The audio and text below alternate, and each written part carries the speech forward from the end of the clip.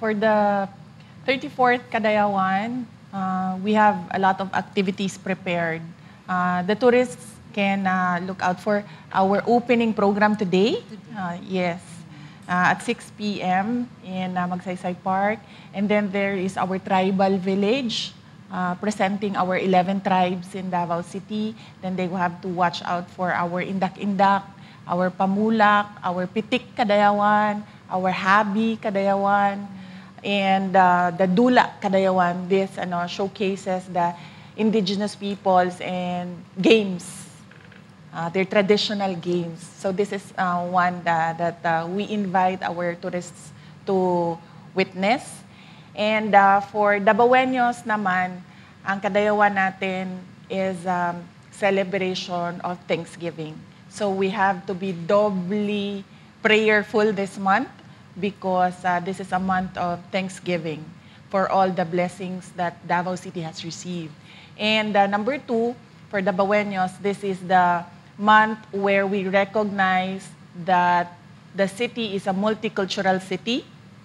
So we have 11 tribes here in Davao City, and we all work together. We are all Dabaweños. We all love our city. So yan yung dalawa for Dabaweños. It's Thanksgiving and recognition of our diversity. Thank you, Mayor. Mayor, parang month-long celebration na ngayon yung Kadayawan. Unlike before, parang 1 week lang siya. Oo. This is a suggestion by our tourism sector, which makes sense. Sinasabi kasi nila, if we all put our events in 1 week, wala na tayong bisita after 1 week.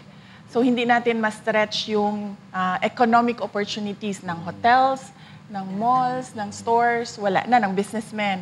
So gusto nila, it's a month-long celebration para every day of the month, we have visitors who are buying, who leave their money.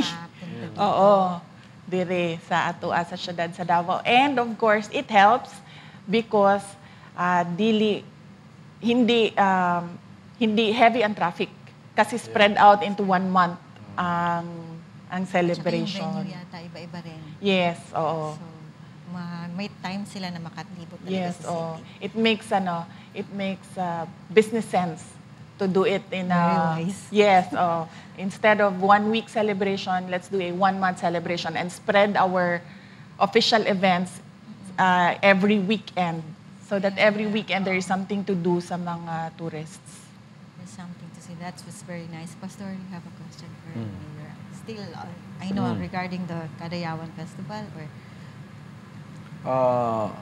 First time ito, Mayor, na nangyari na 1 month, no?